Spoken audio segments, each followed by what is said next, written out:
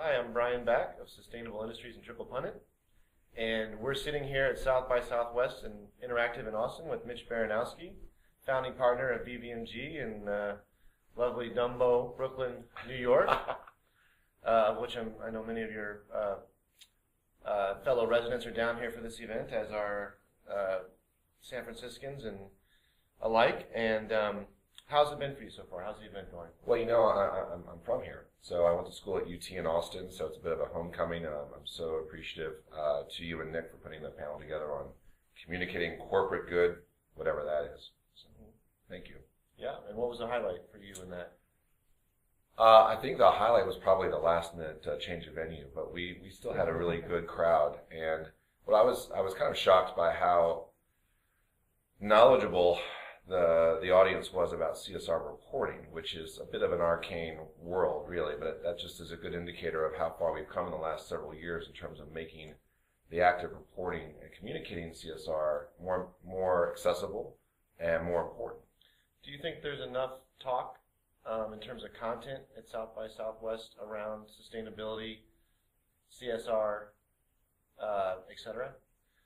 Well, they have this track called quote-unquote Better Tomorrow, which is sort of a catch-all track for thematically talking about things that do good. And there's a lot of interesting content there. But in terms of like our hardcore crowd that deals with material impacts and really innovating across the supply chain and also innovating more sustainable brands, there's not a lot of that here. That's okay. They've now spun off South by Southwest Eco, which I think will be a better, more focused venue for our community to engage those issues. Great. What are some of the biggest challenges brands are facing right now in terms of talking about their sustainability story?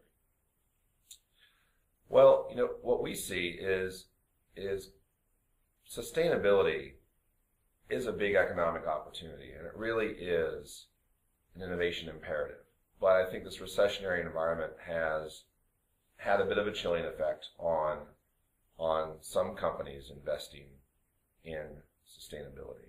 That said, I think the more progressive, leading edge companies, certainly the ones with liquidity, with cash, are investing hard in sustainability, and they are accelerating the pace of change. And I think that's to be commended.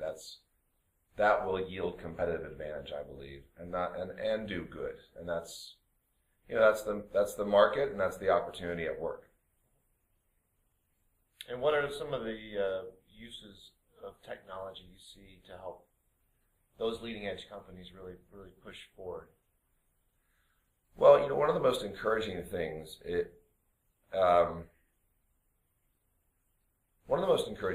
that the notion of innovation has expanded greatly. It's no longer just about, say, engineering or research and development or product design, but it's now cutting across several vectors, including marketing. And technology, especially in social media technology, has changed the marketing paradigm. It is obliterated. It is completely different. It is an open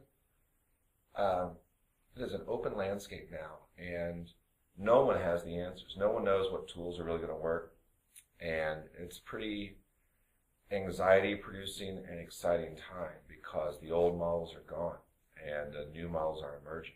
And that's why this conference is so wonderfully chaotic, because there's so many currents and slipstreams and passion points, and it's sort of a leveler. Everyone's sort of in the same big sea and trying to figure it out. And what are some good examples that you've seen of you mentioned a few yesterday, I think, in the context of a twit storm of brands reacting to the technology and social media allowing instant feedback and kind of more transparency. And what are some good examples you've seen of that actually in action?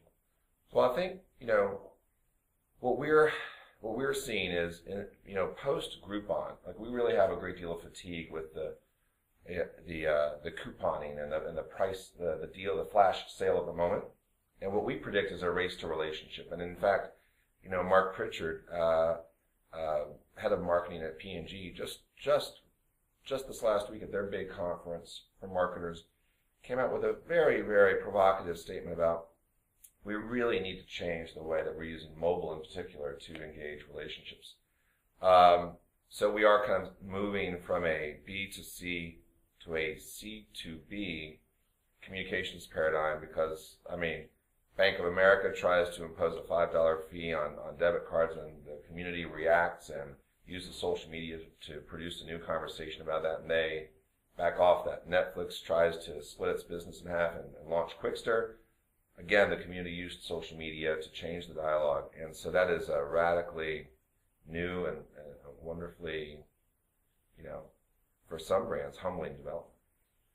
And one of the things that we're seeing a lot of here this year, of course, is the advent of the access economy. Companies that are focused on collaborative consumption ideas from a whole wide range of different angles, and some that are obviously copycats and competing, and some that are ideas looking for capital that might not go that far. But how do you feel about that movement in terms of that their presence here at South by Southwest and what you think that means for sustainability at large? Well, we're big fans of the access economy. It's one of the trends that we track. We work with many of those social enterprises, if you will, and companies like Get Around, and we have a lot of respect for the Airbnbs of the world. I think you'll continue to see it increase across categories, and it's interesting when you're trying to share and then take things out of the system, basically like take cars off of the road, take buildings off of the street, because we're now using things more efficiently, more effectively. That's just a net positive. It's a great way to promote sustainability. And when you frame that as economic development, you've got something. I think so. Yeah, I think municipalities are finally starting to really wake up to the access economy. They can play a huge role and benefit enormously from it. Well, thanks very much for your time, Mitch. Great to talk to you. Thank you, Brian. Enjoy the rest of the show. All right. You too.